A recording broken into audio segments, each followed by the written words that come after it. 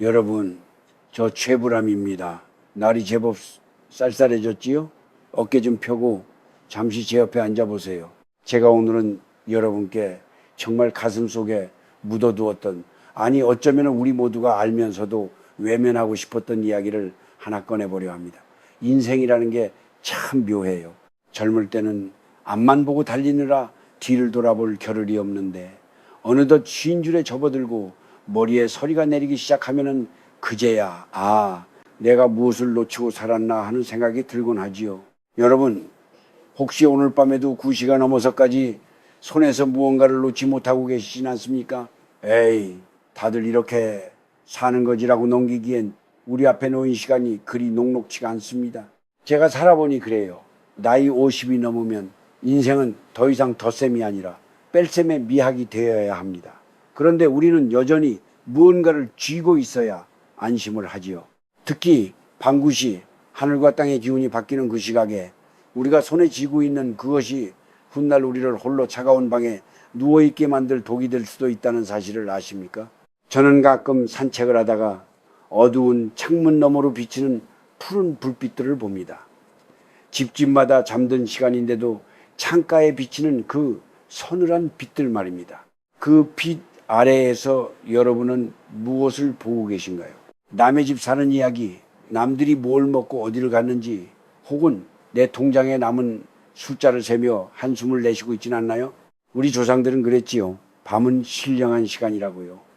해가 지고 달이 뜨면은 만물은 숨을 죽이고 기운을 안으로 갈무리해야 합니다. 그래야 다음 날을 살아갈 생명력이 생기는 법이지요. 그런데 요즘은 어떻습니까? 밤이 낮보다 더 화려하고 우리의 손은 쉴 새 없이 무언가를 터치하고 검색합니다. 특히 9시 이후에 여러분이 무심코 만지는 그 물건은 여러분의 뇌를 속이고 영혼을 지치게 합니다. 제 친구 중 하나도 그랬습니다. 평생을 성실하게 살았고 자식들 뒷바라지에 모든 걸 바친 친구였죠. 그런데 이 친구가 예순이 넘으면서부터 잠을 못 자더군요. 밤마다 머리맡에 그 작은 화면을 두고 세상 돌아가는 소식에 귀를 기울였습니다. 그러다 보니 마음엔 불안이 쌓이고 몸의 기운은 바닥이 났어요. 결국 어느 날 갑자기 쓰러져 홀로 병실에 눕게 되었을 때 그 친구가 제 손을 잡고 그러더군요. 불암이, 내가 밤마다 그 헛된 빛을 쫓느라 내 몸 안에 등불이 꺼지는 줄도 몰랐네. 여러분, 혼자서 외롭게 앓으며 눕고 싶지 않다면 지금 당장 결단해야 합니다. 9시라는 시간은 하늘이 우리에게 준 쉼표입니다. 그 쉼표를 찍지 못하고 마침표가 올 때까지 달리기만 하면 결국 인생의 마지막 장에서 우리는 가장 비참한 모습으로 홀로 남겨질지도 모릅니다. 나이 50이 넘으면 고독은 피할 수 없는 동반자라고들 하지요. 하지만 그 고독이 평온한 휴식이 될지 아니면 뼈를 깎는 고통이 될지는 오늘 밤 여러분이 무엇을 만지느냐에 달려 있습니다. 제가 오늘 여러분의 친정 아버지처럼 혹은 오랜 동네 아저씨처럼 진심을 다해 경고합니다. 이 밤 여러분의 영혼을 갉아먹는 그 물건으로부터 손을 떼세요. 그래야만 여러분의 말년이 따뜻하고 안온해질 수 있습니다. 자, 이제부터 제가 왜 그토록 밤 9시 이후의 행동을 경계하라고 하는지 그 숨겨진 진실을 하나씩 풀어놓아 보겠습니다. 귀를 기울여 보세요. 이건 그냥 정보가 아니라 제가 온몸으로 겪으며 깨달은 인생의 문장들입니다. 이제 조금 더 깊은 속 이야기를 해볼까요? 제가 앞서 말씀드린 그 물건, 여러분도 이미 짐작하고 계시겠죠? 맞습니다. 바로 우리 손바닥 안에 있는 그 작은 상자, 스마트폰입니다. 그리고 그 안에 담긴 끝도 없는 세상의 소음들이지요. 사람들은 말합니다. 이게 없으면 어떻게 세상을 사느냐고, 이게 내 유일한 낙이라고 말입니다. 하지만 제가 보는 관점은 조금 다릅니다. 특히 우리처럼 인생의 가을을 지나고 있는 사람들에게 밤 9시 이후의 스마트폰은 단순한 기계가 아니라 우리의 남은 생기를 빨아먹는 빨대와도 같습니다. 왜 하필 9시일까요? 우리 몸에는 눈에 보이지 않는 기운의 흐름이 있습니다. 한의학에서도 말하듯 밤이 깊어지면 우리 몸에 은민적인 기운이 차오르며 장기들이 휴식을 취하고 스스로를 치유하는 시간을 갖습니다. 그런데 그 서늘하고 푸른 인공의 빛이 눈을 통해 뇌로 꽂히는 순간 우리 몸은 낮인 줄 착각하고 비명을 지릅니다. 멜라토닌이라는 천연 영양제는 자취를 감추고 스트레스 호르몬인 코르티솔이 솟구치지요. 50살이 넘은 몸은 젊은이들과 달라서 한 번 깨진 이 리듬을 회복하는데 며칠이 걸립니다. 그게 쌓이고 쌓이면은 결국 신경이 날카로워지고 혈관이 좁아지며 어느 날 갑자기 몸의 한쪽이 굳어버리는 불행을 초래하게 되는 겁니다. 하지만은 몸의 병보다 더 무서운 건 마음의 병입니다. 9시 이후에 여러분은 무엇을 보십니까? 유튜브에 올라오는 자극적인 뉴스, 누가 누구를 비난하는 댓글, 혹은 화려하게 차려입고 골프장에 간 동창의 사진, 이런 것들을 보며 여러분의 마음엔 어떤 감정이 피어오르나요? 나는 지금까지 뭐하고 살았나 하는 자괴감, 누군가를 향한 미움, 혹은 막연한 불안감 아니던가요? 옛날 우리 어머니들을 한번 떠올려 보십시오. 호롱불 아래서 바느질 하시던 그 뒷모습 말입니다. 그때는 소식도 느리고 세상 돌아가는 일도 잘 몰랐지만 마음만은 정갈했습니다. 밤이 되면 내 곁에 있는 가족의 숨소리에 집중하고 오늘 하루 내가 지은 죄는 없는지 조용히 되돌아보며 마음을 닦았습니다. 그것이 바로 수양이었고 그 힘으로 험난한 세월을 버텨내셨던 겁니다. 그런데 지금 우리는 어떻습니까? 내 옆에 누운 배우자의 얼굴보다 저 멀리 이름도 모르는 타인의 일상을 더 열심히 들여다봅니다. 정작 내 영혼이 목말라 하는 것은 외면한 채 가짜 정보와 시기 질투에 늪에서 허우적대고 있는 셈이지요. 여러분, 기치라는 것은 집중하는 곳으로 흐르게 되어 있습니다. 밤 9시 이후 여러분의 소중한 기운이 그 작은 화면 너머로 줄줄 새어나가고 있다는 사실을 명심하십시오. 그것은 단지 눈이 피로해지는 문제가 아닙니다. 여러분의 노년을 지탱해 줄 마지막 생명 에너지를 허공에 뿌리고 있는 것과 같습니다. 잠이 안 와서 본다고들 하시지만은 사실은 그것 때문에 잠이 오지 않는 것입니다. 특히 9시 이후에 접하는 돈 이야기, 주식 차트, 부동산 소식은 독 중에서도 악독한 독입니다. 나이 50이 넘으면은 내 손바닥 안의 재물보다 내 마음의 평수가 얼마나 넓은지가 더 중요해집니다. 밤늦게까지 숫자에 연연하다 보면 영혼이 쪼그라들고 인상은 험악해집니다. 그런 사람 곁에는 자식도 친구도 머물고 싶어 하지 않아요. 결국 그 끝은 무엇이겠습니까? 화려한 병실일지언정 찾아오는 이 하나 없는 고독한 투병 생활일 뿐입니다. 제가 연기자로 평생을 살며 수많은 인간 군상을 보았습니다. 끝까지 품위를 유지하며 존경받는 분들의 공통점은 밤을 대하는 태도가 남달랐다는 것입니다. 그들은 해가 지면 자신만의 동굴로 들어가 등불을 끄고 내면의 목소리를 들었습니다. 자, 여러분도 이제 그 괴물 같은 물건을 내려놓으실 때가 되었습니다. 그것을 내려놓는 순간 비로소 여러분의 진짜 인생이 보이기 시작할 겁니다. 자, 이제 우리 마음속 깊은 곳에 고인 이야기를 좀 해보죠. 쉰이 넘고 예순이 되면 이상하게도 밤이 길어집니다. 몸은 고단한데 눈은 자꾸 말똥말똥해지고 가만히 누워있으면 천장이 도화지가 되어 지나온 세월의 회한들이 영화처럼 스쳐 지나가지요. 그럴 때 우리는 그 공허함을 견디지 못해 다시 그 물건을 손에 쥐게 됩니다. 왜일까요?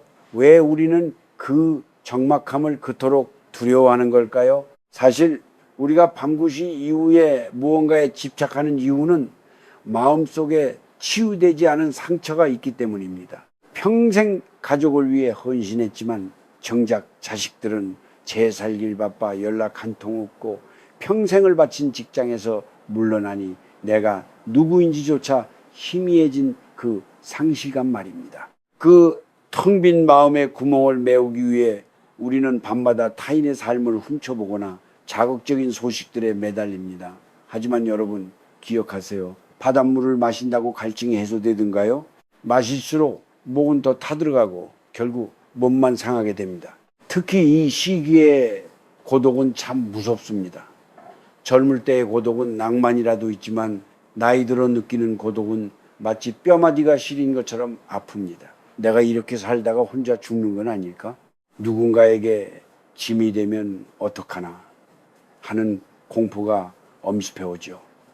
그럴 때 스마트폰 속의 가짜 세상은 잠시나마 우리를 속여줍니다. 내가 혼자가 아니라는 착각, 나도 여전히 세상과 연결되어 있다는 위안을 주지요.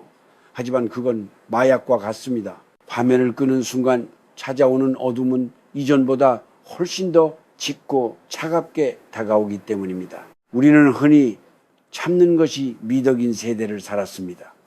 억울해도 참고 서러워도 자식들 생각하며 삼켰지요. 그런데 그렇게 쌓인 화와 한이 밤마다 요동을 칩니다. 구시 이후 몸의 방어막이 약해질 때 이 감정들이 불쑥 튀어나와 우리를 괴롭히는 겁니다.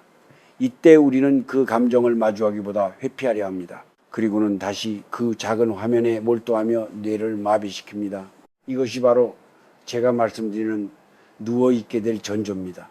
마음이 먼저 무너지고 기가 꺾이면은 몸은 자연히 그 뒤를 따르게 되어 있으니까요. 여러분, 고독을 외면하지 마세요. 오히려 그 고독을 귀하게 여겨야 합니다.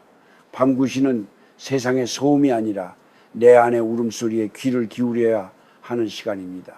아, 내가 오늘 참 힘들었구나. 내가 그때 많이 서운했었지 하고 스스로를 다독여줘야 합니다. 남이 해주는 위로보다 내가 나에게 건네는 따뜻한 말 한마디가 100배, 1000배는 더 힘이 셉니다. 그런데 우리는 그 금쪽 같은 시간에 남이 올린 잘 차려진 밥상 사진이나 보고 앉아 있으니 영혼이 얼마나 배가 고프겠습니까? 인생의 후반전은 정리의 시간입니다. 물건만 정리하는 게 아니라 내 마음의 인연과 감정도 정리해야 합니다. 밤늦게까지 타인의 삶에 참견하고 댓글로 누군가를 비난하거나 시기하는 행위는 내 영혼에 오물을 끼얹는 짓입니다. 그 에너지가 쌓이면 혈액이 탁해지고 화병이 생깁니다.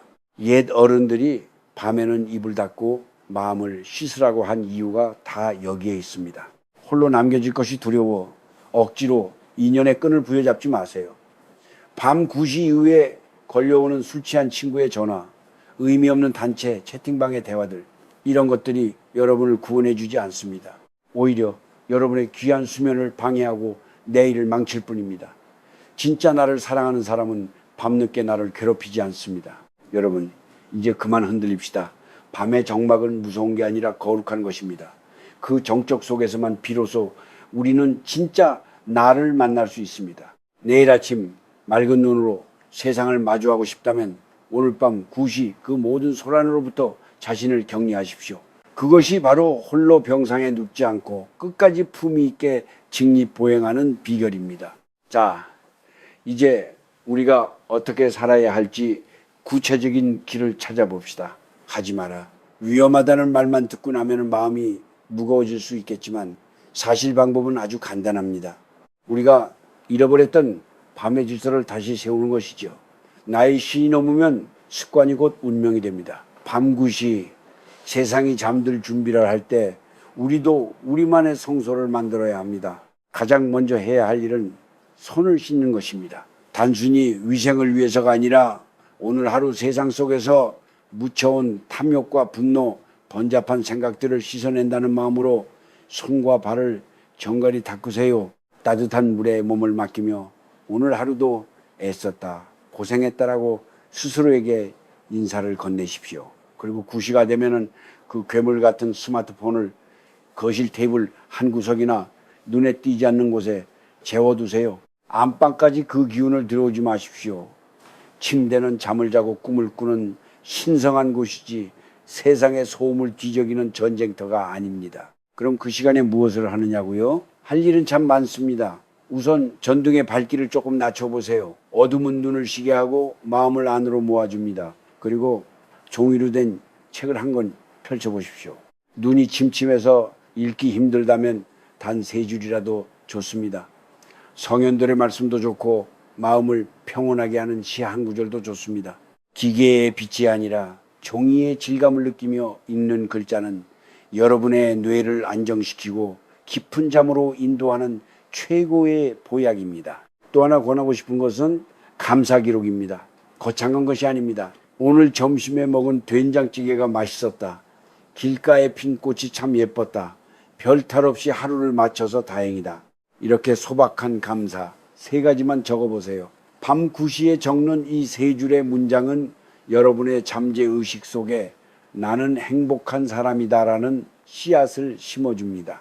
이 씨앗이 자라야 나중에 병석에 눕더라도 마음의 근육이 단단해서 쉽게 무너지지 않는 법입니다. 말도 줄여야 합니다. 밤늦게 누군가와 통화하며 낮에 있었던 속상한 일을 곱씹지 마세요.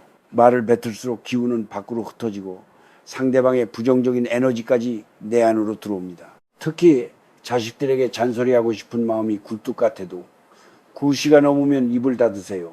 그 시간에 하는 말은 대개 독이 섞여 있습니다. 대신 침묵 속에서 가족의 평안을 위해 마음으로 빌어주십시오.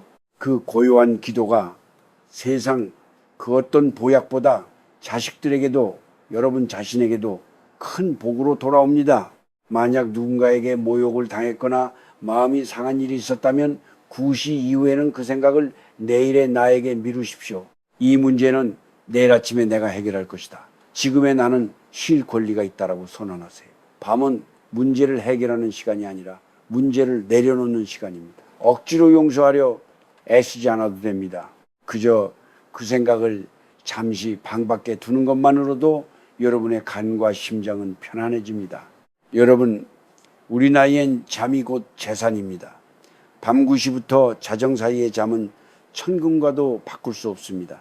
이때 우리 몸의 세포들이 재생되고 독소가 빠져나갑니다. 이 시간을 놓치고 새벽까지 깨어있는 것은 자기 몸을 스스로 고문하는 것과 다름없습니다. 9시 이후에 그 물건을 내려놓고 고요 속으로 들어가는 습관, 이것이야말로 훗날 병원 침대에서 홀로 천장을 바라보지 않게 해줄 가장 확실한 보험입니다. 자, 숨을 깊게 들이마시고 천천히 내뱉어 보세요.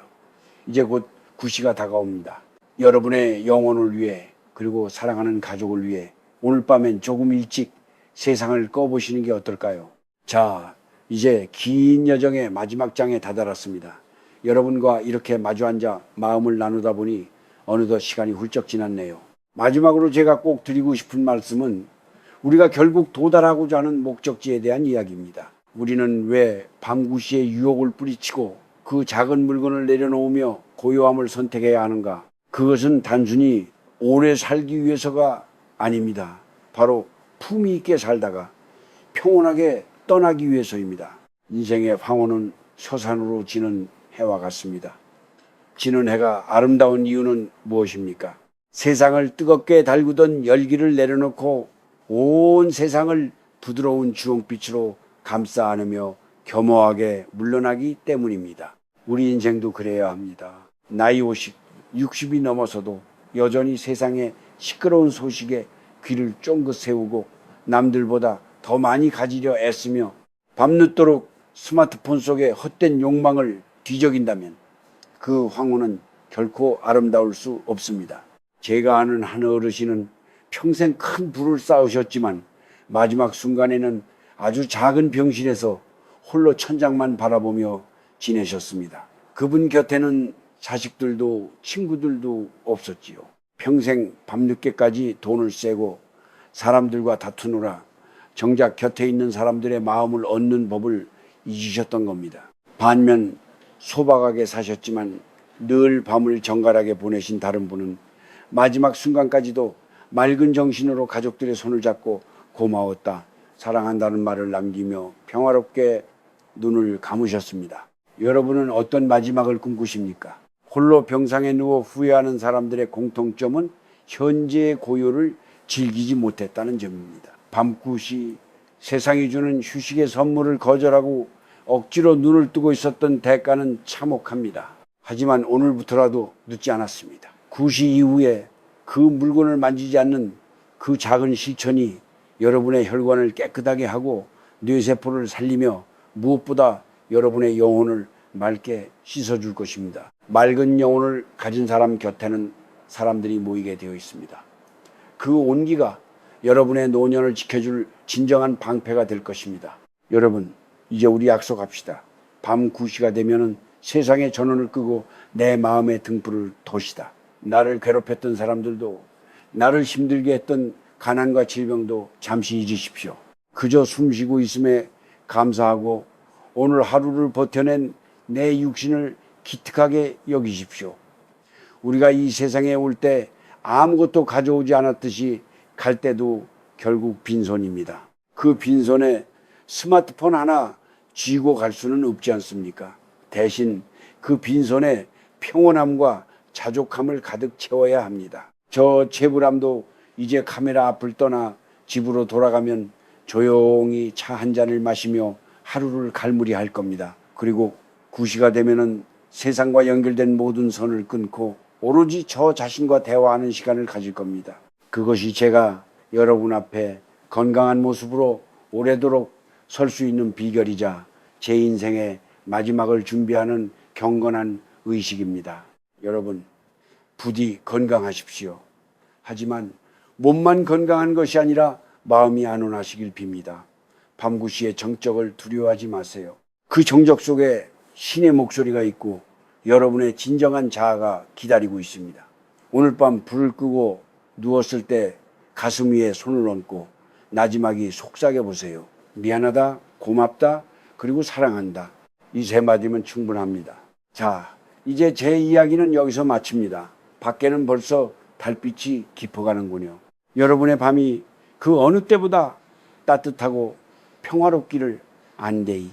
그리고 내일 아침 창가로 비치는 햇살 아래서 누구보다 맑은 미소로 깨어나시기를 진심으로 기도하겠습니다. 이제 다들 편히 쉬십시오. 안녕히 주무세요.